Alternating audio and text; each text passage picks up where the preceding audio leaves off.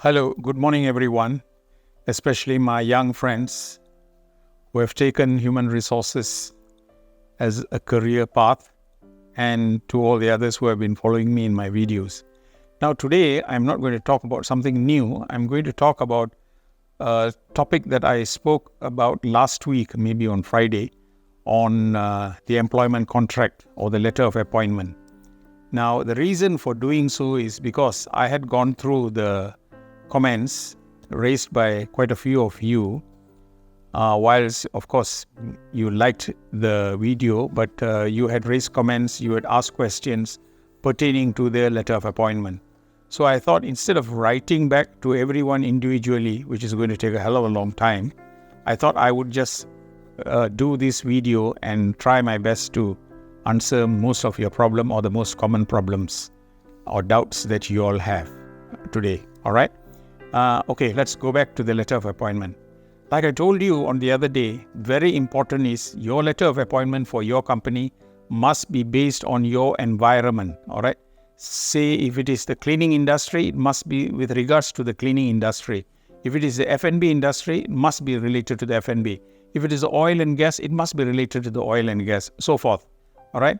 So please stop this writing in chat groups or calling up friends and saying, can you please send me a sample, and then copy and paste. Because what will happen eventually is one of the clauses there for the F&B might turn up for an engineering firm, which will be very awkward for you. And more so if your number one man calls up and asks you, what is this? So please be very careful about this. What I would suggest is, while most of the articles or the clauses are similar, very important is you will have your own subjects as per your industry. So these must be written by you. All right. So now I'll talk to you about the common ones. All right. And some of you raised the question of, I've got my letter of appointment, but it only consists of half the terms and conditions. The other half has been sent to me online or through email, so forth. No, that cannot be the case. Please, my dear young friends, please make sure that this employment contract is in full when you give it to your new employee.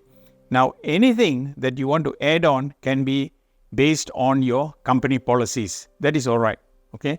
Because the problem will only arise when there is a strained relationship and the employee goes to a third party like the IR department or JTK or whatever, and then you will have to produce your letter of appointment and you might have missed out there, all right?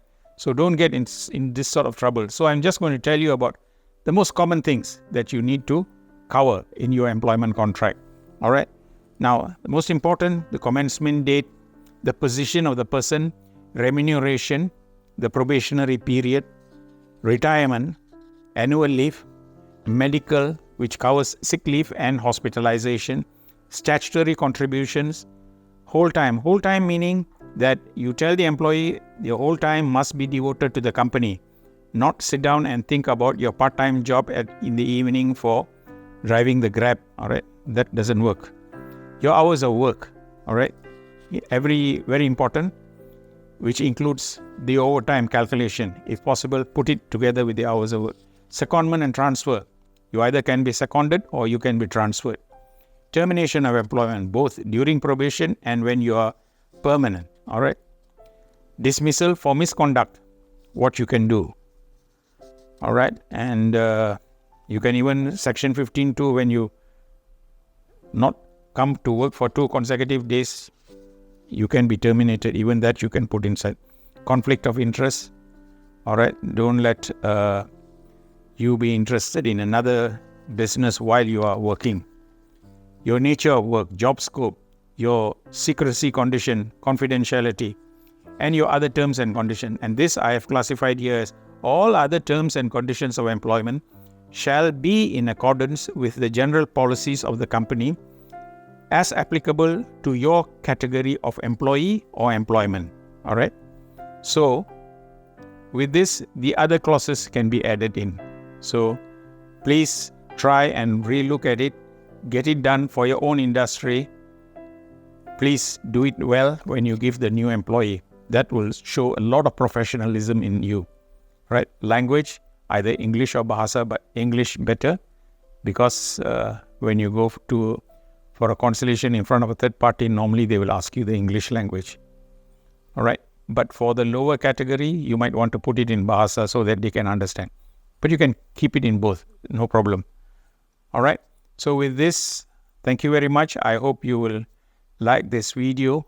And at the same time, as far as I'm concerned, I will try my best to clear your doubts or comments whenever possible. Have a nice day. Thank you.